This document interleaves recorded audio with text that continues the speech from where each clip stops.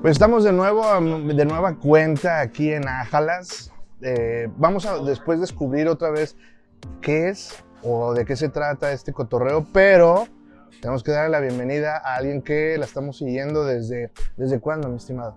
Hombre, pues yo desde principios de los 90s, mediados de los 90s. Mediados de los 90s, sí, ¿no? Claro, ¿no? Pues mira, es una persona que admiramos mucho porque tiene una voz muy padre y bueno, es comunicóloga, es productora y bueno, está inmersa en todo lo que es el medio cultural y la cual admiramos mucho, y ella es Sara Valenzuela. Muchas gracias. Le damos bienvenida a este podcast que se llama Ájalas, y sobre todo le damos la bienvenida y el agradecimiento porque se sentó con alguien desconocido, ¿no? Eso ya Claro, es mucho. Como una cita ciegas. Pero es una cita ciegas, es correcto. Y te agradecemos mucho porque, pues bueno, lo que pasa es que va a decir estos changos de dónde salieron o qué onda, ¿no? Pero pues como podrás saber, pues te estábamos buscando porque nos interesa mucho pues platicar contigo y todo lo que has desarrollado, sobre todo en la música y en todo lo que es la promoción de grupos. Claro. ¿Verdad? Te agradecemos mucho y pues nos gustaría saber primero de dónde sale tu gusto por la música o cómo nace. Pues fue de forma muy natural porque en mi casa, aunque nadie se dedicaba a la música, sí solían escuchar música muy variada. Mi papá escuchaba, mis papás escuchaban música clásica, pero también había mucho folclore latinoamericano. Ajá. Y tengo un hermano que es un poco mayor que yo, y con él empecé a escuchar grupos de rock. Y también mi nana, Lupe, la queridísima Lupe, escuchaba los Beatles. Entonces me acuerdo que tenía un tocadiscos de esos chiquitos como minúsculo, así que cabían los disquitos de 45 de los pequeños, revoluciones. ajá. Y ella tenía los disquitos, y me acuerdo perfecto de la manzanita verde, Sí. de los Beatles, y sonaba Get Back, y nos poníamos a bailar, y entonces... Estamos hablando desde chavita, estabas sí, inmerso en 6, todo. 7 años, ¿no? O sea, de tu familia eres la única artista o la única que se dedicó a la música. Bueno, mi hermana pequeña Elisa, ella también incursionó en la actuación y en el canto, ya no, pero sí, digo, mi abuelo materno tocaba el piano, mis tías tocan el piano, mi mamá tocaba el piano de chica, pero ya no le dieron clases porque no aprendió a leer la nota y mi abuelo ya no quiso que tomara clases. ¿Y tú cómo fue tu primer approach, tu acercamiento a la música? Pues bueno, te digo que escuchábamos música como que era ahí algo natural, y en la escuela donde yo estuve siempre hubo una clase que se llamaba Plástica y Dinámica, que era, pues, era una clase de artísticas, pero también había como mucho apoyo a la música, entonces había festivales de la canción y todo. Yo empecé a estudiar guitarra como desde los 10 años, pedí una guitarra de cumpleaños. Ajá. Y empecé a hacer mis canciones, y entonces de ahí surgió el interés de cantar, pero realmente cuando hice como ese clic, como ya con un escenario, fue cuando en 6º año de primaria se hizo en la escuela, en el Pierre Ford, donde yo estuve hasta la prepa, se hizo una adaptación de Jesucristo Superestrella. Órale. Y justo José Force fue quien vino a hacer ese proyecto. Yo ahí conocí a José, y yo salía en la obra, pero como era muy chica, pues no tenía papel principal, era leprosa. Me arrastraba por el suelo en mi papel de leprosa. Oye, pero hiciste el clic ahí, o sea, tú dijiste el escenario me me encantó atrae. la idea, pero bueno, ahí salí de relleno, ¿no? Pero después, ya en la secundaria, con José como maestro de teatro, hicimos una adaptación de Amor sin Barreras. Entonces, en lugar de ser puertorriqueños y americanos, éramos rockers y punks. Ándale. Yo era rocker. Y fue la primera vez que me metí a un estudio que nos llevó José, porque se grabó un disquito de 4 canciones con la música que se hizo original para la obra. Se llamaba Versus. Y creo que canté 2 líneas de una canción de los Jets. Y me encantó, ¿no? Me encantó la idea de ponerte los audífonos, de llegar al estudio y luego escucharte en un disco. Y todo el proceso que conlleva, te enamoraste. Y luego hacer la obra, ¿no? Que la presentamos varias veces. Y yo de ahí me quedé en un grupo de teatro ya fuera de la escuela, que era con José, el grupo de teatro X, que era teatro experimental, que fue una etapa súper divertida. Y obviamente, pues, José también fue una gran influencia, ¿no? Porque José ya tenía años cantando. Y en ese entonces, yo cuando ya estaba en la prepa, él tenía este grupo Mask. Sí, claro. Y yo, bueno, era súper fan, ¿no? No, yo creo que antes, desde que tenía como 13 ya estaba Mask. O sea, él ya estaba rockeando y aún así daba clases. Pues sí, nos daba clases de teatro y luego hizo el grupo de teatro, pero ya no era de la escuela. Ajá. Y yo me acuerdo de que íbamos a los conciertos de Mask, debo haber tenido 13 o 14 años. ¿A dónde iban? Pues a donde tocaban en un lugar en Chapultepec que se llamaba, ¿cómo se llamaba? El Starwood. Árale. Se llamaba... ¿Era un cafecito o algo así? ¿O Pues era como un barecito que estaba como en un sótano. ¿Subterráneo? Creo que después fue el Arthurs o algo así. Es donde ahorita es el América, es el Bar América. Exacto, ahí mero. Ya. Y bueno, ahí me Gracias, acuerdo, gracias. y no me acuerdo de otros lugares, pero bueno, éramos ahí. ¿Y ustedes lo seguían? Oye, Pues mi hermano y otros del grupo que éramos como a la misma edad íbamos. Y de ahí conocí después a los que formaron, los que tocaban con José, que era Andrés Franco y que era Arturo Ibarra, y luego fueron los Rostros Ocultos. Sí. Y pues me fui conectando con toda esa banda. Y en algún momento alguien me invitó a hacer coros a un grupo y luego a otro. Y finalmente en el 90 hice yo ya mi primera banda, que se llamó Mala Vida. Que de hecho era una banda que ya existía. Con el Vaca y con Pepe Arcos y con Pepe El de Rostros Martínez. también, ¿no estuvo el Vaca con Rostros o no? Después, sí. Sí. Sí, Pues baterista, ellos tenían ¿no? esa banda que se llamaba Pellejos de Gato. ¿Cómo? Pellejos de Gato. Órale, no, Entonces, está cuando muy... me dicen, oye, ¿quieres cantar? Digo, pues déjenme escuchar, me gustó lo que ¿Cómo hacía. se llama el grupo? Pero dije, nomás que yo no puedo cantar una banda que se llame Pellejos de Gato. Pellejos de Gato. Ok, me late. Oye, ¿qué era punk o era rock? ¿O qué? Pues no, ellos hacían una como onda medio rock, ska, funky. Ya. Entonces dije, bueno, me late, hagamos canciones originales, pero por favor cambiemos el nombre. ¿Y entraron rolas tuyas? Qué buena Sí, claro, anécdota. no, ya era todo original. Oye, qué chido. Hace poco tuvimos una charla con el Bola Domene. El buen Duola. Ahorita, uy, fíjate que yo a Bola lo conozco desde que tenemos 5 años. No me digas. Porque él estaba en el Pierfort y su hermano Así Chuta Domene era el maestro de esa clase que les digo de artísticas. ¿Sí? ¿Sí? Y ahorita que nos mencionas tu historia en la incursión, cómo empezaste, pues es algo similar a lo que nos comentaba el Bola, ¿no? Definitivamente. O sea, y llegamos a bueno, yo saco a la conclusión de que José Force tiene un papel muy importante en la varias escena bandas. musical, Bola ¿no? estuvo también en el grupo de teatro. Ajá. Él también, él no actuaba, pero siempre estaba metido hacía cosas de luces o algo, siempre estaba en la producción, ¿no? O sea, ¿conociste toda esa banda desde que tú estabas súper Pues chavita? Sí, súper chavita. No. Desde que tengo 4 años estaba en el Pierfort. Qué padre. Y el Pato Domene también lo conocimos ahí en el Pierfort. Ajá. Pato también músico. Sí. Y Bola, yo me acuerdo del chavito que era un desastre como estudiante, pero siempre traía unas reglas como baquetas y todo el tiempo estaba tocando. O sea, ya Desde- estaba... no, ya tenía el chip ahí ¿Sí? de la batería. Qué padre. Sí, lo quiero mucho al Bolita, es un queridísimo amigo. Oye, pero entonces es un detonante o fue un detonante José Force para muchas bandas.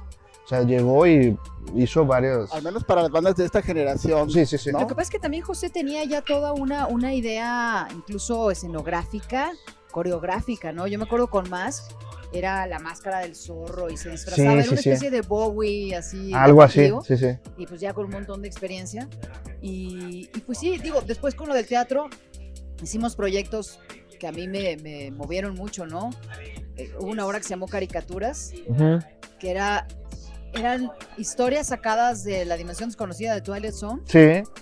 pero obviamente adaptadas a A un teatro. estilo súper raro, ¿no? Ajá. Con una escenografía que hacía José, que era una etapa de su pintura como medio cubista, muy... ¿Y él trasladaba los capítulos a teatro o qué onda? Sí, claro, adaptaban los guiones y yo creo que hicimos como 2 temporadas, Caricaturas 1 y Caricaturas 2, Ajá. y yo me acuerdo perfecto a la que yo salía que era El Botón, Ajá. que después hizo una película que se llama El Botón. ¿En serio? José. Sí, no, la película, no sé, la hizo un gringo, pues. Ya. Pero es una trama de un matrimonio enloquecido. Yo salgo como una tipa totalmente loca.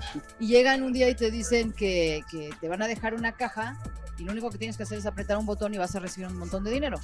Entonces yo digo, pero ¿qué pasa? No, le va a pasar algo a alguien, ¿no? Bueno, el caso es que yo decido quedarme con el dinero Sí. y aprieto el botón, me vale madre que alguien se muera, Ajá. pero después a esa se lo van a dar a alguien más y lo va a apretar y entonces... Y a ti te va a Era tocar. una cosa así, no me acuerdo. Oye, está como de lo de ahorita, como Darkseid y todo lo que está Sí, ahorita. era una cosa así como de esta serie. Fue muy divertido, hicimos adaptaciones de Metamorfosis de Kafka, de Dorian Gray. Y yo cuando ya entré al ITESO, ahí es cuando empiezo también a vincularme con la radio, Ajá. porque de las materias que llevábamos la radio me latía. Y justo antes de salir del ITESO, una amiga, que era la novia del Che Bañuelos, me dice, oye, el Che, en Radio Universidad están viendo si contratan a más gente, ¿no? Quieren tener programas nuevos. Ajá. Ahí voy yo con mi proyecto, que se llamaba El Andén, que era un proyecto de revista cultural, en la que yo proponía, sobre todo poner música que a mí me gustaba, que era mucho rock, ¿no? Esto es importante porque con José obviamente le encanta el metal, Sí. pero yo nunca me hice metalera, pero sin embargo tenía una beta de Missing Persons, Talking Heads, Warwick, que por ahí los Kings. Y eso todavía no llega a metal, está sabrosón. No, todo eso a mí me Ajá, encanta. ajá. Yo sí me hice fan de todo ese lado, ¿no? Ajá. Y cuando entro a Radio Universidad, bueno, voy con el Che, ¿no? Resulta que nos hicimos muy cuates, Ujú. empiezo a hacer el programa y a los pocos meses, el programa de Solo Jazz que ya existía, pues la chava que lo hacía dice, yo me voy. Entonces me dicen, oye, ¿tú no lo quieres hacer? Y entras al quite. No, yo primero les dije, yo no sé nada de jazz, nada más había un disco de Charlie Parker y Billie Holiday en mi casa de mi papá, que Ajá. ni lo pelaba yo, ¿no? Sí, sí, sí. Y a lo mejor escuchaba jazz de las películas de Woody Allen que me gustaban mucho, pero Ajá. realmente no sabía nada. Sí. Entonces me dijeron, no te preocupes, te vamos a pasar información, tú nomás pon vocecita sexy y ya, ¿no? Dije, ok. Pero sí, ¿la tienes nata? O sea, es súper agradable escucharte porque la tienes, es muy agradable. Bueno, eso me dijeron, que nada más tenía que poner la voz, pero no es cierto, nunca me pasaron nada. Pero sí la modulaste o no cuando entraste, o sea, sí la cambiaste así, sí. Es que es muy chistoso, cuando empiezas a hacer radio, no estás acostumbrado a escuchar tu voz. Ajá. Entonces, las primeras grabaciones es que horrible voz tengo, ¿no? A Entonces, nadie nos gusta, ¿verdad? a Cuando nadie nos le estamos gusta. oyendo. Y pues no sé si la modulaba, a lo mejor sí, le echaba. Ah, sí, sí, sí, Al sí. principio a lo mejor, creo que los primeros programas Un casco, ¿no? de ¿O qué? Solo Jazz capaz que sí le Sí. echaba más peligro, después ya no. Más peligro, ajá. Pero lo que pasó ahí es que los primeros programas me quedé aterrada. Ujú. Que dije, hay gente del otro lado que sí sabe de jazz. Y obviamente tuve muchos cuates que me hablaban y me decían, oye, acabas de presentar a un pianista, pero en realidad es un guitarrista y tal disco no es de tal época. Pues fui aprendiendo. ¿Te fuiste nutriendo? Y había una fonoteca ahí en Radio Universidad. Ajá. Carlos Ramírez era el director, Ujú. que él me dijo, échate un clavado a esos discos, acetatos. Había unas cosas increíbles, Miles, Coltrane, con todo lo clásico, pero también toda esa etapa de fusión de los 70s. Y me encantó. Fue así como que abres una caja de Pandora y dices, wow, ¿qué es Ajá, esto? entonces ese fue tu acercamiento al jazz. y Ese fue mi al- acercamiento al jazz y me pareció que era una cosa increíble. Y empecé a indagar, no había internet como ahora, entonces pues que en Sanborns vendían la Downbeat o la Jazz Vice o no sé, revistas. Ajá, ajá. Y de repente dije, bueno, me quiero ir a un festival, pues me voy al Festival de Jazz de Chicago, me toca ver a Miles Davis, me quedo así como no puede ser, Wow. que es esto un año antes de que se muriera. Ujú. Y a partir de ahí empecé a hacer conexiones. No me acuerdo, por alguna razón, por dos muy queridas amigas vivían en Nueva York, entonces tuve chance de ir muchas veces. Ujú. Y empecé a conectarme con esa escena de músicos del downtown, que es como la escena más vanguardista. Y de ahí surgió luego la idea de, a ver, si estos músicos a mí me volaron la cabeza, ¿cómo Ajá. hago para que vengan a Guadalajara? Sí. Entonces, de la radio empecé a también ver posibilidades de promover ¿De traerlos? música que a mí me gustaba. Ujú. Claro. Y la música de aquí también, porque en el 2003 o 2002, no me acuerdo qué año, en algún momento el Che me dijo, ¿por qué no te vienes a hacer la sesión? No, algo pasó que yo dejé de hacer Solo Jazz en Radio Universidad. Ujú. Y entonces el Che me dijo, para que no se pierda el programa, ¿por qué no lo haces una vez a la semana en vivo desde el Bar Calavera? Me pareció El fantástica la Calavera, idea. sí, sí, Que sí. la idea era yo ir a poner música, pero aparte dije, bueno, ¿por qué no tocan grupos? O sea, así empezaron las sesiones en vivo de Solo Jazz. De hecho, de las primeras fue Trocker, cuando empezaban. Eso fue hace 17 años, una cosa así. Ajá. Y entonces me latió mucho como que el espacio de Solo Jazz no solo fuera, pues, programar música y tener como un poco ese fin educativo, ¿no? Sí. Al fin de cuentas, la idea era que la gente también tuviera un contexto Ujú. en la música. Dijo, está increíble que también los músicos que están haciendo jazz pues, también tengan una plataforma. Y las sesiones pues fue un exitazo Sí me acuerdo. y nos fuimos cambiando de lugares, después fuimos a La Santa, al Candela, el último fue el Chango Vudú, que cerró por pandemia. ¿Nunca fuiste a La Peña, no? No, porque la Peña se quemó antes. Ya, sí, ya O sea, tenía yo rato. me acuerdo de haber tocado en la Peña muchas veces con Mala Vida, con La Dosis. Creo ¿Con La que Dosis tocaste ahí? Claro, todos tocamos ahí en Ajá. la Peña. Era como el lugar que existía en ese entonces. Ujú. Y después cambió de dueño y luego se quemó y ya. Oye, ahorita y ya mientras no. estabas en el radio, ¿en qué momento ya hace o se forma La Dosis? O estabas primero en la dosis, ¿no? O- No, la o hacías dosis, los dos a la se par. forma Mala Vida se forma en el 90. Ajá. Y entonces yo entré en 90 a la radio. Estaba ya Mala Vida. Uh-huh. Cuando Mala Vida tuvo varias etapas con diferentes músicos y en la última etapa entra Richie. Porque se sale el bajista y yo conocí a Richie, que daba clases por aquí en una escuela de música, uh-huh, de Casa Wagner o algo así. Y entonces me acuerdo que le pregunté, oye, ¿por qué no me presentas un bajista? Porque se fue el bajista de la banda. Y de repente me dice Richie, no, pues, ¿cómo ves yo? Y digo, no, pues, me encanta la idea, ¿no? Es un gran bajista. Claro. Entonces empezamos con otra etapa de Mala Vida, con maestros que Richie conocía. Pero llegó un punto en que Richie y yo dijimos, a ver, no está funcionando. Vamos desde cero, porque Richie y yo platicábamos mucho de la música que nos gustaba y decíamos, bueno, pues vamos haciendo algo desde cero con estas influencias que tenemos. Sí. Entonces, ya termina Mala Vida, invitamos a Tlemilco, que en ese entonces tenía una banda que se llamaba Clímax, también cantaba una chava, y Aldo, porque pues, Richie lo conocía yo también, pues de Galo, ¿no? Pues éramos cuates desde chavos. Ajá. Y empezamos como cuarteto La Dosis en el 94. En el 94. Ajá. Hicimos unos demos y de repente dijimos, pues estaría padre metales, ¿no? Porque nos gustaba Tower of Power y todas estas bandas, uh-huh, sección de metales. Y entonces grabamos, nos hace los arreglos el chamaco Guerrero, José Luis Guerrero, que es un gran arreglista, un gran saxofonista de jazz. Y grabamos los demos. Y entonces empezamos, en ese entonces la idea era, pues grababas tu casetito y te ibas a México a tocar puertas en las disqueras. ¿Y te acuerdas qué canciones eran con las que empezaste? Sí, nada estaba. Bueno, que era la que rompió, Me siento ¿no? morir, creo que era Veneno y De Tripas Corazón, ahora eran 4 canciones. Ajá. Entonces fuimos a tocar puertas, que así era, ¿no? ¿Y si fue arduo el camino? ¿Si estuvo grueso? Pues la primera, creo que no sé si el primer demo con que nadie nos peló y luego hicimos otro demo.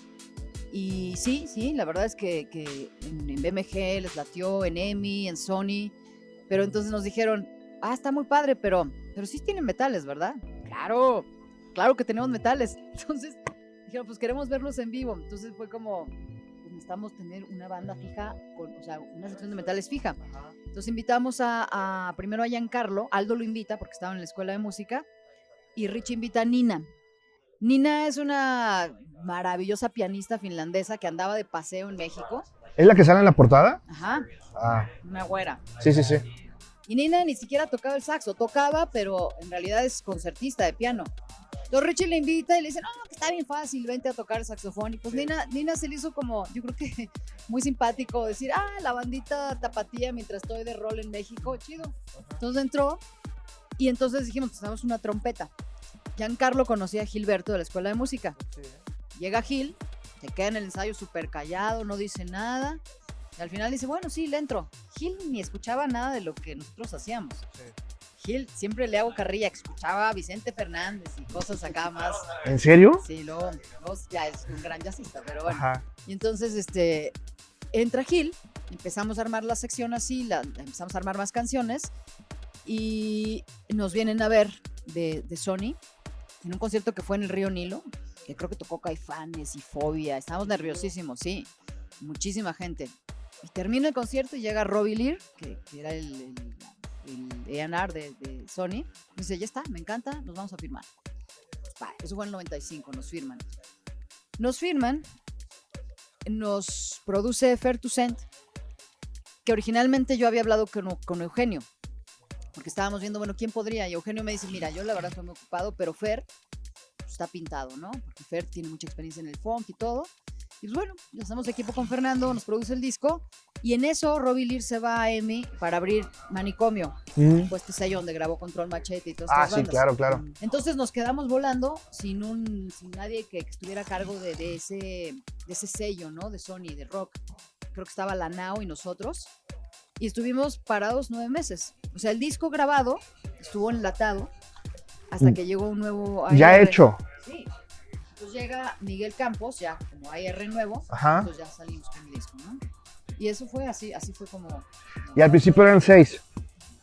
¿Músicos? No, éramos 7. 7. 3 metales y la base.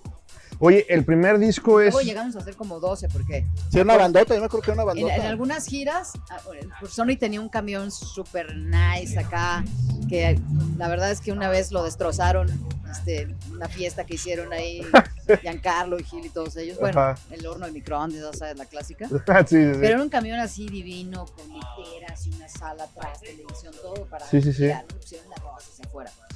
Y entonces, pues, como había espacio, metimos un DJ, metimos un tecladista, metimos una corista, bueno, íbamos un montón. Ajá. Sí, sí hubo etapas en las que éramos muchos en el escenario, pero siempre era los 3 metales, la base rítmica y luego sí también un teclado, siempre hubo un teclado también. ¿Siempre fue tu autoría de todas las canciones o tuviste un coautor? Generalmente éramos Richie, Tlemilco y yo, los que hacemos las canciones.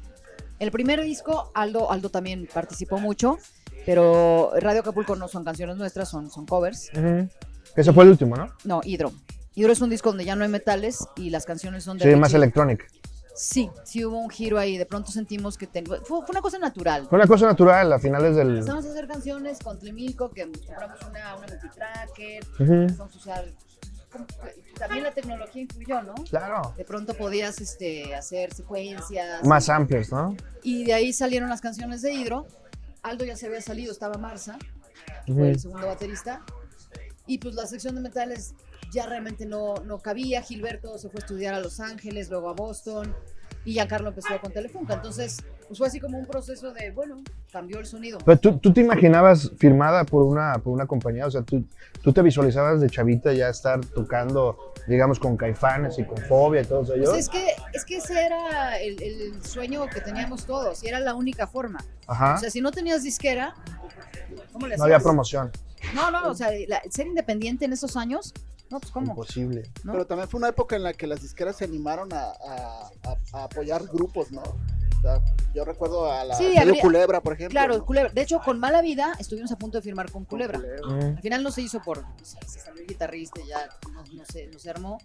Pero en Sony también el Mazo es el sello donde estaba La Dosis. Ujú.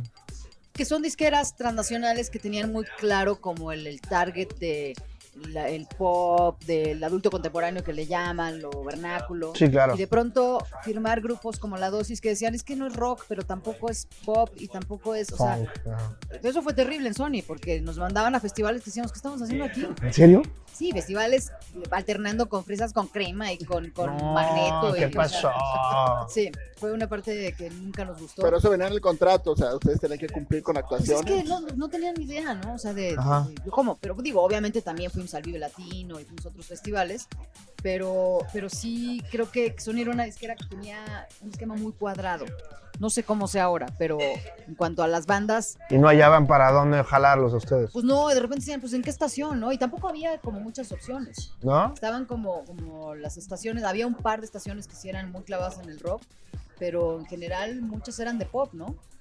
Entonces, Bueno, en Guadalajara siempre hubo varias donde siempre eran que apoyaban mucho el rock, ¿no? Desaparecían luego, pero sí eran... no, 103, yo me acuerdo. de hecho, Super Estéreo y 103, bueno, Alex Tavares fue el primero que tocó el demo de La Dosis, que eso siempre se lo Y ahí agradezco. sigue el Tavares, todavía Claro. en Máxima, ¿no? Tavares fue también No, lo de no, Odín, ¿no? Alejandro- Pero ahorita está Alejandro en está- Canal 7, ¿no?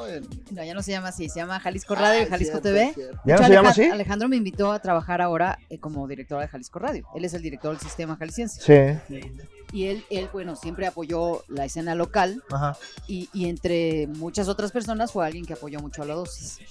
Oye, de los que te acuerdes, así que tú digas memorables, que tú dijiste no lo esperaba, ¿cuál viene siendo el concierto que tú dijeras nunca lo pensé y estuvo genial? Pues los dos del Vive Latino con La Dosis, Ajá. sobre todo el segundo, que fue cuando ya nos habíamos... Es que, a ver, con La Dosis en realidad nunca nos hemos separado. ¿No, verdad? O sea, sí nos separamos, pero luego, ay, que nos invitan a tocar, ok, juntémonos. Ah, qué padre. Y luego otra vez. Que fue hace como 3 años la última toquín, ¿no? ¿O no? ¿Cuándo fue la última? No me acuerdo. Sí, hace poco. Bueno, en Rock por la Vida, antes Sí, de fue la pandemia. antes de la pandemia, ajá. Ajá, exacto. Pero antes en varios festivales así en la calle, el de RMX, otro previo del Rock por la Vida, el Vive Latino. Y cuando fue el Vive Latino de 2011, estuvo increíble porque teníamos la duda de la gente igual ni se acuerda de quién es La Dosis, ¿no? O sea, vamos a ir, es una banda que hace mucho no toca en México Y justo había fallecido Rita, que fue Rita Guerrero, una queridísima amiga de la banda, Santa Sabina, una banda a la que le abrimos un montón de veces. Entonces justo en ese concierto iban a tocar Ponchito y Alex, e hicimos una versión de Azul Casi Morado, y traíamos una bandota, ¿no? Estaban Iraida y Leica en los coros, una sección de metales de 6 metales, o sea, armamos un show súper chido. Sí. Y a la hora que tocamos esa canción, a mí se me salían las lágrimas y sentías la energía, me pongo chinita ahorita, sí, claro. La energía del público, del cariño de Rita, hacia Rita, pero también para nosotros fue muy, muy padre el de pronto ver que la gente cantaba las canciones. Decías, wow. Ese es lo máximo de un artista cuando están coreando lo que tú escribiste, digamos, algún día abajo de un tapanco en tu cuarto, y de repente a todas las chavitas o a todos los chavitos les atrae y están reproduciendo y les atrae en sobremanera, y es muy, muy sentimental lo que tú escribiste, ¿no? Claro, yo creo que ese es el fin máximo, ¿no? De que tú haces una canción y esperas que de alguna forma toque a otra persona. Sí. ¿No? Que alguien te diga, esa canción a mí me sirvió en un momento de ruptura, o estaba muy triste, o la canción me provocó ganas de lanzarme al vacío, no sé. Claro, no, claro. Pueden ser muchas cosas, pero que finalmente conecte. Y esa vez del Vive Latino, a pesar de que las generaciones que a lo mejor fueron esa vez al Vive Latino, que son más jóvenes, decías, pues ¿dónde nos escucharon, no? Ajá. Y hubo una conexión increíble. Ese concierto a mí... ¿Con qué bandas alternaste esa vez? Ay, no me acuerdo. ¿Con quién más estuviste? ¿No te acuerdas? Pues es que hay un montón ahí en el... Caifanes a fuerzas, ¿no? Sí, claro. Sí, claro. Bueno, Caifanes tocó en el escenario principal al final y también hicieron un homenaje a Rita que fue súper emotivo. Sí, claro. Pero no, bueno, nos tocó con la dosis alternar con Robbie Draco, con Babasónicos, con La Nao, con Fobia, con La Lupita, con Santa Sabina, pues con muchas bandas que estaban ahí, ¿no? Siempre nos veíamos en festivales. Y siempre hubo como mucha camaradería con gente de esas bandas, ¿no? De repente yo colaboré en una canción con La Lupita, que me invitaron. Richie colaboraba con otras bandas. Con Azul Violeta canté varias veces. Con Azul Violeta, bueno, también siempre fue como una banda hermana de La Dosis. Sí. Oye, y en el digamos, en la escena musical de femenina, digamos, estaba comentando acá con Cucho de que hubo un movimiento que se desprendieron varias bandas donde el frontman eran mujeres. ¿Cómo viste sigue esa línea o ya se ha despegado? Cuando yo empecé a cantar había muy poquitas mujeres, por lo menos en Guadalajara. Solo estaba esta chica de la banda que te decía, Tlemilco Clímax, y nada más. Y después empezaron a surgir más bandas con chavas, pero obviamente, bueno, estaba Kenny, estaba Cecilia Toussaint, estaba Eli, estaba Julieta también, que estaban haciendo cosas ya. De hecho, con Julieta nos tocó... Ya con Tijuana, ¿no? ¿O ya bueno, sola? Julieta estaba con Tijuana. Cuando Julieta empieza sola, justo La Dosis también estaba como arrancando en el 95, y varias veces coincidimos. Y yo creo que hay muchas más mujeres ahora. Y no solamente... Como que siempre se ha visto, la mujer es la frontman, ¿no? De la banda. Pero no había tantas instrumentistas o compositoras. Sí, claro. Y ahora yo veo que hay bandas incluso de puras chavas, que me parece increíble. Súper chido. Yo creo que eso va al alza. Hay cada vez más mujeres y me parece fantástico. Hace poquito en una sesión de las que grabamos de Solo Jazz, vino un proyecto que se llama Mujeres. ¿Cómo? W, como mujeres con W. Ajá. Son puras chavas. Y las dirige Pilla, que es una pianista alucinante de jazz. Y es muy padre porque es un espacio de improvisación total y son metales, de teclado, batería, cantante, una chava que hace live looping, y ves esos proyectos y son geniales. Y a propósito de proyectos, ¿se han acercado a ti bandas como para promoverlos, o tú promueves bandas nuevas, o tú cómo descubres como para, digamos, jalarlas o promoverlas o darles espacio? Pues de las dos formas. O sea, de repente yo veo a alguien que me late y digo, está padre promover lo que hace, o de repente los mismos grupos me dicen, oye, también, por ejemplo, el otro día fue a tocar la Gishi Funk, que es una banda súper chida. ¿De aquí? Sí. Armando Curiel, el baterista, él toca conmigo en los Outsiders, que es otra banda que tenemos Rich y yo. Outsiders me suena. Pues hacemos música, es por diversión, hacemos covers de bandas de funk y de soul. A ti te gusta mucho el funk, ¿verdad? Me gusta mucho, sí. Bastante. Y me encanta interpretarlo, porque además para mí ha sido un súper reto el de pronto meterme a cantar canciones de funk, de soul, incluso estándares también. Me gusta mucho el jazz, pero yo no hago jazz. Ajá, de soul también te gusta. Me gusta mucho el soul también. Entonces Armando toca con nosotros. Armando tiene esta banda. Omar toca con nosotros, tiene King Smith. El Eric Casten tiene otras bandas también que toca con nosotros. Entonces Armando toca con la Gishi Funk y de repente me dice, oye, pero es que también estoy tocando con una chava que se llama Ana Verá. Ah, ok, entonces Ana Verá la escucho y va a ir también, ¿no? Así es como que vas armando ciertos mapas musicales. De repente, mira, esta banda es similar a esta y estos. Y en la escena del jazz en Guadalajara lo que sucede, a diferencia quizá de la escena del rock, es que los músicos colaboran con muchos proyectos. Ajá. No hay como ese celo, cada vez menos en el rock, pero antes cuando yo estaba en la dosis era como, Richie, vas a ir a tocar con tal banda, pero ¿por qué? Si eres el bajista de la dosis. ¿Cómo crees? Sí. Pero muchos de contigo tocaban en diferentes bandas, ¿no? Pues después, pero hubo un momento en el que ¿cómo vas a ir a colaborar con ¿Sí alguien? decías eso? Claro. Había un lugar muy emblemático, ¿no, Sara? De jazz acá por el Parque Revolución. El Copenhague, claro, con Carlitos de la Torre, que es un lugar que es importantísimo para entender el desarrollo del jazz aquí en Jalisco. Aquí en Jalisco. Sara, por ejemplo, bandas como Telefunca o Trocker, ¿las consideras bandas hermanas de la dosis o de toda la gente que ha tocado contigo? O digamos que es como una secuela de lo que hacía la dosis. No, Telefunca porque estuvo Giancarlo en la banda y claro, tiene una relación, pero es un proyecto totalmente distinto.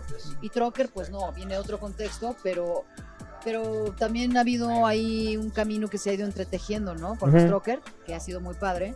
Y tienen su sello, ¿no? No se parece. No, Trocker es una bandota, son muy buenos músicos. Sí. Para mí ha sido importantísimo el crear esa relación de amistad porque finalmente Trocker para mí ha sido también un gran aliado con mi música. El segundo disco, En la Cocina, se grabó en el estudio de Frankie y la gira de ese disco yo la hice con Samo, con Chris y con Frankie de Trocker, tocando conmigo. Y luego El Fulgor se produjo con Jerry Rosado también, que es el productor de Trocker, y también volvió a tocar Frankie. Entonces, ahí hay una relación de amistad y me encanta a mí cuando acabamos la colaboración de todos. Sí, acabamos de hacer una sesión con ellos, con lo que están haciendo ahora. Y bueno, en el caso de Trocker en especial, creo que es un grupo que ha abierto muchas puertas para el jazz, sobre todo que ha puesto el reflector en la escena del jazz en Guadalajara. Sí. Porque va Trocker a tocar a Glastonbury, de repente dicen, vienen de Guadalajara y qué más hay ahí, ¿no? Sí. Entonces, creo que eso es jalan los reflectores hacia acá. Sí. Oye, si te dijera, o para ti que eres una rockstar, porque para mí eres una rockstar, a todas las chavitas y chavitos que les gustaría o que empiezan a hacer pues demos o sus canciones, ¿qué consejo les darías tú como porque muchas veces se agüitan y dicen, no, es que para llegar, y en verdad son gente talentosa, o sea, ¿qué les podría decir? O sea, no te voy a decir los 5 pasos para ser un rockstar, pero para que no se desanimen. A mí lo que me ha servido, sobre todo cuando empecé yo sola, ya después de la dosis y sin disquera, es aprender a gestionar tu propia carrera. Aprender desde cómo debo presentar un proyecto para ir a un festival, cómo debo tener preparado mi rider, cómo debo armar mis ensayos, cómo debo hacer la promoción de mis conciertos, ¿Qué es un rider? Imagen. Un rider es cuando te piden, oye, voy a tocar en tal lado, entonces dices, ok, yo necesito esto, necesito tantos micrófonos, necesito tantas bases, necesito todos los requerimientos técnicos, ¿no? Órale. Porque si a veces llegas y el músico necesita sonar bien.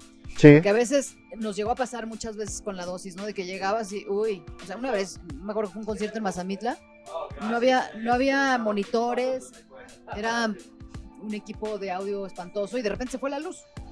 Entonces, en ese caso, ¿qué hacías? ¿Te negabas a tocar o si te aventabas? No, ¿cómo vas a tocar sin o sea, el tipo me decía, canta a capela, y digo, no. A las 3 líneas se pierde, ¿no? No, ¿cómo que canto a capela en medio del bosque? O sea, no. Ajá. Pero yo creo que eso es importante, que tengan muy claro todos los aspectos, que puedan ser autogestivos, incluso para conseguir apoyos. Hay mucha gestión de becas que de repente la gente no sabe que existen para hacer discos, para hacer giras. en México, en el extranjero. ¿Y dónde lo tendrían que buscar? Pues tienes que meterte a las convocatorias de la Secretaría de Cultura, no sé, hay Bastante. pues, sí hay Oye, muchas becas que se quedan desiertas. De lo que estábamos platicando anteriormente, había un peregrinaje para llegar a que te escucharan, y lo que estábamos diciendo que ya, pues, afortunadamente cualquier persona puede subir un sencillo en Spotify y escuchas. Para ti es una brecha que se ha cortado y obviamente está saturado, pero encuentras algo, garbanzos de libra, ¿no? ¿O no? A mí me encanta la onda de los algoritmos, de repente, de cómo te llegan cosas. Sí, sí, sí. Te pueden llegar recomendaciones espantosas, pero también hay hallazgos muy afortunados. Yo creo que es bueno, porque como dices, antes era la única forma de que mi música suene es que me firme un sello transnacional, porque eso era lo único que había, no había casi disqueras independientes. Después entró Opción Sónica, Intolerancia, que para mí es el sello más grande que hay en México independiente, pero en aquel momento era la única vía. Y si no te sonaban en la radio, que además estaba todo el tema de que, pues tu disquera tiene que payolear. Pues, si sí, no, es una bronca. Es horrible. Entonces no existías. Ajá. Y de pronto se abre esa posibilidad de, ok, yo puedo subir mi música a todas las plataformas digitales, y hay una cantidad de ejemplos de chavitos que ni siquiera subieron las canciones a las plataformas habituales, las subieron a YouTube y tienen millones de vistas. Y a partir de ahí generaron todo un movimiento. Entonces, por un lado es muy bueno, y por otro también hay una competencia terrible. Hay demasiadas cosas. Entonces, ¿cómo hacer para no perderte? Pues es una cuestión de muchos factores, ¿no? Primero que nada, creo que tiene que ver con que sea una propuesta honesta. Para mí, las propuestas que son honestas son las que más chance tienen. Porque si estás tratando de copiar al que vendió no sé cuántos, pues a lo mejor no te sale, ¿no? Sí, claro. Y aparte es todo lo que te decía, el cómo vas a gestionar que tu música suene, ¿no? O sea, no sé, es que tienes que buscar diferentes vías, ¿no? De quién te puede apoyar, de cómo hacer alianzas con colectivos, de cómo hacer alianzas con otros músicos y hacer conciertos. Oye, el chiste es no desanimarse y estarle buscando. Pues sí. Sí, creo que es creer mucho en tu proyecto, hacerlo lo mejor que puedas en todos los aspectos y no parar. Sí, como que creo que en este momento es importante la presencia, que no desaparezcas del mapa, ¿no? De repente mucha gente está optando por sacar sencillos. Sí, es lo que más se ve. Y solamente. De hecho, ya no existe el álbum. Bueno, el álbum físico ya no, porque ni nadie se fuma todo el álbum. Lo vendes, ¿no? Lo vendes en tus conciertos y es más bien como un objeto ahí del deseo. Ahí, ajá. Sí. A mí me encanta. Y yo, si grabo un disco pronto, yo sí lo quiero imprimir, pero por la pura necedad. ¿Y en LP? No, en LP no. Me encantaría, ¿sabes qué? Cuando el lado cumpla, a ver, lo grabamos salió en el 2005, cuando cumpla sus 15. No, ya, 15 ya cumple. 25. Cuando cumpla, ¿cuántos serían? ¿Cuántos estamos ahorita? 20. En el 20, sí, claro. Estaría padrísimo hacer una edición en LP. Estaría genial. Sí, ese disco es muy importante para mí. Sí, el otro día platicando con Alberto, salió el tema de los Red Hot Chili Peppers y escuché en la radio, sobre todo en Máxima FM, ahí con el hermano de Tavares, que los Red Hot sacaron un sencillo. O sea, una banda así, dije, va a lanzar su nuevo sencillo. No, yo me perdí, ya no escuché nada más, pero creo que entraron en ese error que tú nos comentas, ¿no? Que a lo mejor lancen un sencillo directo al público sin necesidad de grabar. De sacar todo el álbum. Ajá. Sí, pues puedes hacer eso, ir sacando paulatinamente sencillos y en un momento dado pues ya tienes un álbum. Yo ahorita voy a sacar un EP de 7 canciones del que ya sacamos 2 sencillos. Y ya la idea es sacarlo todo. Excelente. ¿Y cuándo lo estaremos escuchando, Sara? Pues espero que este año. ¿Este año? Es un disco que empezamos antes de la pandemia. Ajá. Y se atrasó y en realidad son versiones de canciones de mis 3 discos. No quiero decir que sean acústicas, sino son versiones diferentes con el señor González en las percus, con Eric Deutsch en el piano, Sergio Madrigal, que es también un gran productor y guitarrista con quien estoy trabajando recientemente. Bueno, no, tengo muchos años trabajando con él, pero los últimos sencillos han sido con él, y este EP lo grabamos en su estudio. Está Samu también en el contrabajo, está Vilches. Samu, qué rico. Sí, bueno, hay unas cuerdas en algunas canciones, Pilla en algún piano. y pues yo espero que salga pronto. Hasta ahora sacamos Ciudad Perdida y Un tigre en mi jardín. Ajá, ¿la podemos escuchar ya en Sí, Spotify? está en Spotify. Excelente. Mi estimada Sara, un gusto y un deleite escucharte y sobre todo pues conocer más de la historia, porque nosotros estamos perdidos, yo nomás escucho o escuchaba, como dice él, en Sonido 103 y todo eso, pero ya cuando nos dicen, no, todo empezó así, y este músico con esto nos enriquece y nos da mucho gusto, pues sobre todo tenerte y aprenderte. No, pues muchas gracias y bueno, pues ahí está la invitación también para que escuchen el programa. De Solo Jazz. De Solo Jazz. Sí, porque así como yo me enganché con el jazz, lo padre de tantos años de hacer este programa es ver cuando llega la gente y me dice, oye, yo no he escuchado el jazz, pero dije, ok, le voy a dar chance y ahora soy un adicto al jazz, ¿no? Sí. Ahora me gusta tal, no conocía a este músico y ahora soy gran fan. O la gente que va a los conciertos, sobre todo en el jazz, que es un género más difícil de promover, porque hay todo un prejuicio de que el jazz es elitista, ¿aburrido? O que es aburrido, o que es muy intelectual. Y la verdad es que cuando ves la historia del jazz, es tan vasto, es para todos. Hay cosas que son, a lo mejor sí, muy cerebrales o muy abstractas, y hay cosas que son súper populares. Finalmente, la raíz del jazz es popular. Entonces, para mí, lo más importante de haber hecho este programa tantos años es eso, el poco a poco aportar para la creación de nuevas audiencias y de que la gente también se abra a otros géneros. ¿Y dónde te escuchamos? En el Solo Jazz. En Jalisco Radio. Para las 5 personas que nos ven en el 96.3 FM o en internet jaliscoradio.com. De lunes a viernes a las 7 estoy yo y de 8 a 9 sigue la barra de jazz, pero con colaboraciones, que eso está bien padre, porque el lunes está Omar Ramírez con un programa de blues. El martes está Alan Derbez, que es un gran periodista musical de México, con un programa que se clava mucho en el jazz mexicano. Y también está un chico de Alemania que hace un programa de jazz europeo. El miércoles, un colaborador de Chicago, Aaron Cohen, que hace un programa de soul increíble. Es un crack del soul. Qué padre. El jueves, Eric Deutsch, que es un pianista que yo conocí hace 9 años y desde entonces hace un programa dentro de Solo Jazz que se llama The Sounds of Brooklyn and Beyond. Y los viernes, otro colega de Cuernavaca con Yacimientos que se clava mucho en el tradicional y en el latín. Entonces, pues ahí está, de 7 a 9, de lunes a viernes. Muchas gracias. Oye, y ya nomás para cerrar, ahora sí los voy a apuntar. 5 bandas para los neófitos que no sabemos nada de jazz y que digan, mira, vas a empezar con estos, ¿cuál lo recomiendas?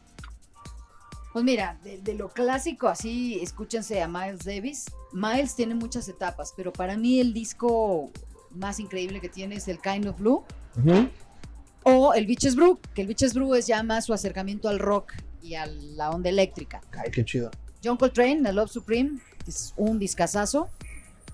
Todo lo de Monk, de Thelonious Monk, también un gran pianista de los 40, 50. Y de agrupaciones nuevas, pues yo soy muy fan de Mark Ribot, que es un guitarrista de Nueva York, de Medeski, Martin and Wood, que es un trío también increíble, de Groove Collective, todas esas bandas que... En la caja de comentarios los voy a escribir bien porque cuando me los pasaste me perdí. Luego te los paso. Sí, yo gracias a escuchar el programa descubrí una banda como Medeski, Martin and Wood, que después los trajiste tú aquí a Guadalajara. Eso fue súper chido cuando vinieron porque fue de las primeras colaboraciones que yo hacía con la Universidad de Guadalajara de, ok, tú haz la curaduría, ¿no? Y me decían, oye, pero esa banda, ¿qué onda? ¿Sí va a vender boletos? Y yo, pues no tengo idea, pero está increíble, ¿no? Entonces, sold out, Hard Rock Live. Súper chido. Decíamos, ¿cómo una banda que no suena en ningún lado más que en mi programa hizo sold out, ¿no? Y te das cuenta que hay gente que está ahora escuchando música desde otras fuentes. Qué padre. Que eso es increíble, ¿no? Ya no necesitas, o sea, no es nada más escuchar lo que la radio te dice, que antes así era, ¿no? Sí, era la única opción. Ahora le buscas y los chavos eso hacen. Yo veo a mi hijo de 15 años, de repente él me pasa recomendaciones, digo, ¿y esto dónde lo sacaste? No, pues es que busqué en YouTube y entonces me fui a un lado y me gustó. O de un videojuego salió una canción que me encantó. Así buscan ahora la música. Súper bien. Entonces fue increíble ese primer concierto porque nos dimos cuenta de que hay público para todo y que tampoco hay que subestimar al público de no, es que eso no va a pegar, ¿no? Hay que hacer todo un trabajo también educativo de que la gente escuche cosas nuevas. Qué bien. Mi estimada Sara, un gusto tenerla aquí sentada y que nos enriquezca. Y bueno, muchas gracias, Sara. Señores del club, por favor, tenemos una rockstar, por favor. Muchas gracias y sobre todo por sentarte a un lugar desconocido. Pero luego vas a verlo. Luego vas a ver también unos 2, 3 programitas. Muchas gracias y nos vemos. Gracias, Sara. Bye.